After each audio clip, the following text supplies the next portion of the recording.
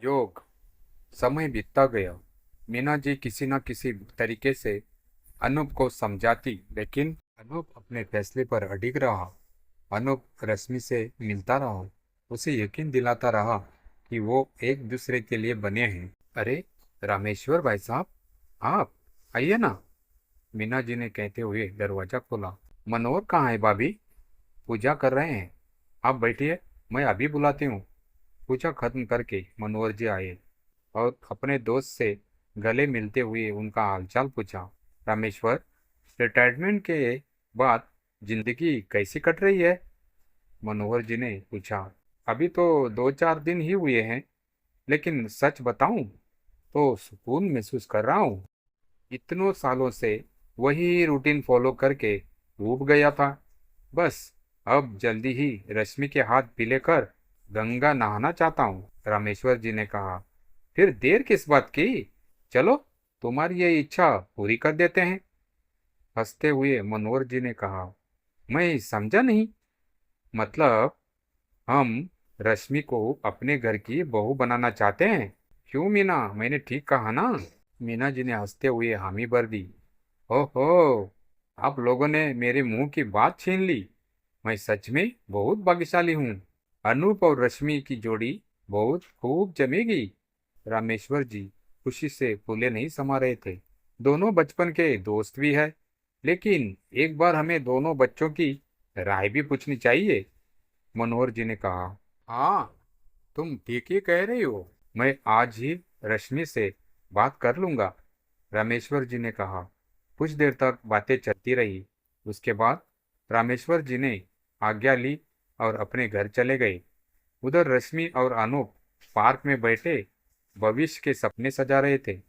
दोनों एक दूसरे को पसंद करते थे, लेकिन ये बात घर वालों को पता नहीं था। तुम अंकल से हमारी शादी के बारे में अब बात करोगे? रश्मि ने शिकायती लहजे में अनूप से पूछा। आज पक्का मैं पापा से बात कर लूंगा, या यूं कहूं, इस बार की होली हम दोस्त नहीं पति पत्नी बन के खेलेंगे, प्रति लहजे में अनूप ने कहा। अच्छा, इतना कॉन्फिडेंस? देखते हैं, रश्मि ने नाक सिकोड़ते हुए कहा। चलो बाय बाय। इतना कहकर दोनों अपने घर चले गए। रश्मि के घर पहुंचते ही आशा जी ने रश्मि से अनूप के बारे में बात की, तो जैसे रश्मि की मन की मुराद पूरी हो गई, उधर मनोहर जी ने भी ये खुशखबरी रामेश्वर जी को सुना दी। दोनों घरों में खुशियों की लहर दौड़ गई। दोनों परिवारों में शादी की तैयारियां चलने लगी।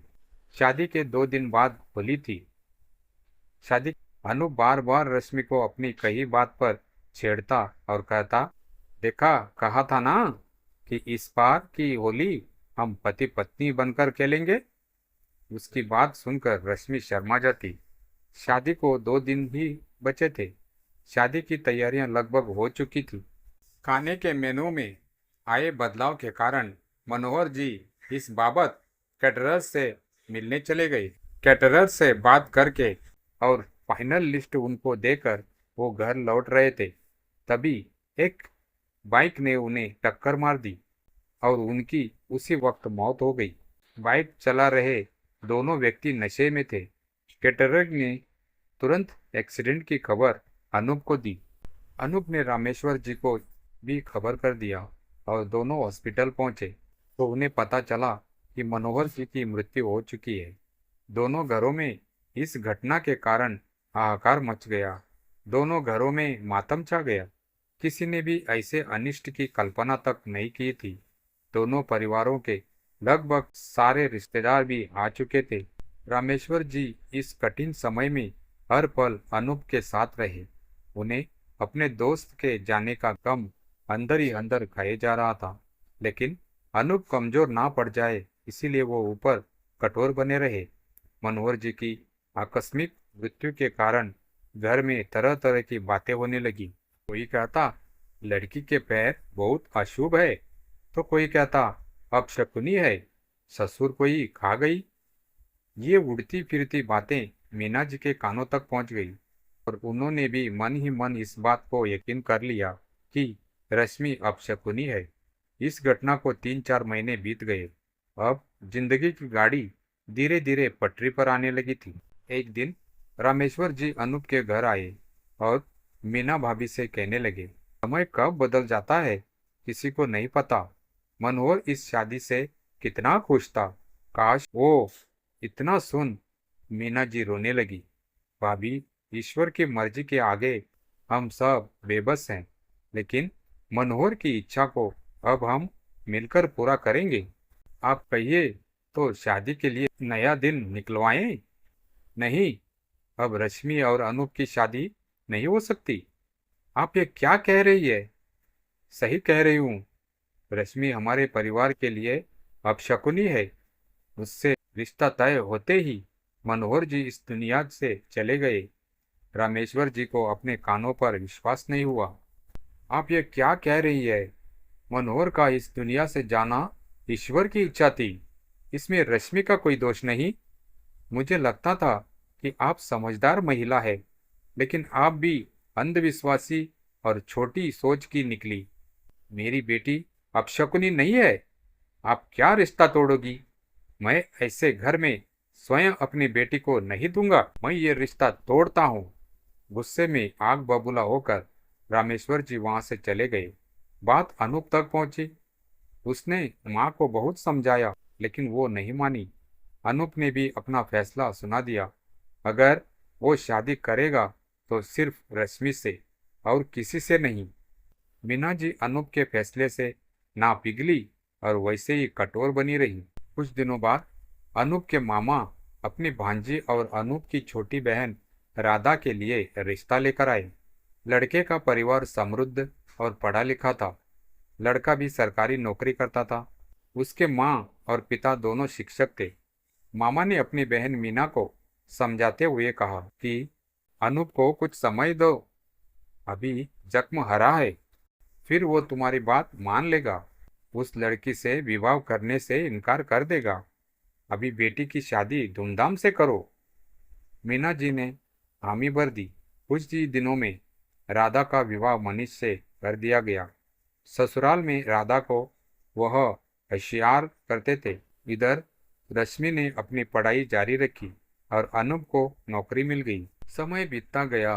मीना जी किसी न किसी तरीके से अनूप को समझाती रही, लेकिन अनूप अपने फैसले पर अडिग रहा। अनूप रश्मि से मिलता रहा और उसे यकीन दिलाता रहा कि वो एक दूसरे के लिए बने हैं।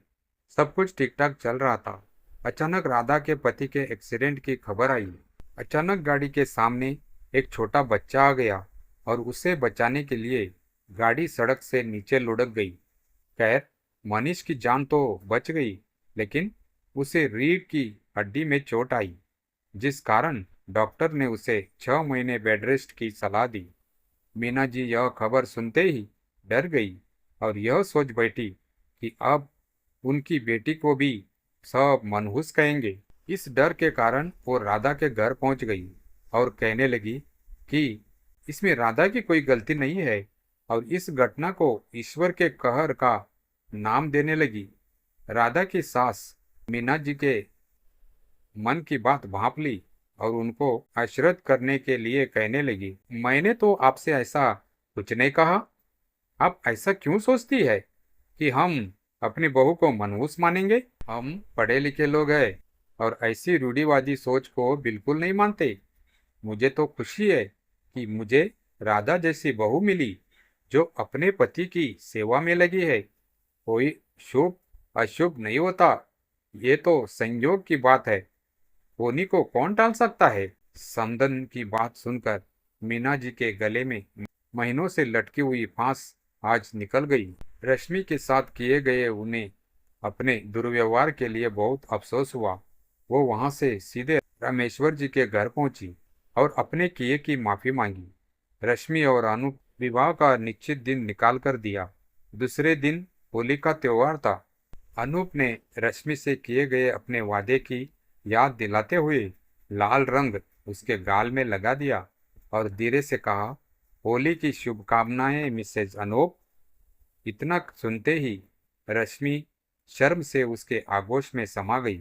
तो दोस्तों, आपको ये कहानी कैसी लगी कमेंट करके ज़रूर बताइए। कहानी अच्छी लगी हो तो प्लीज़ वीडियो को लाइक करें, शेयर करें और हमारे चैनल कहानी कुंज वॉइस को सब्सक्राइब जरूर करें। Thank you.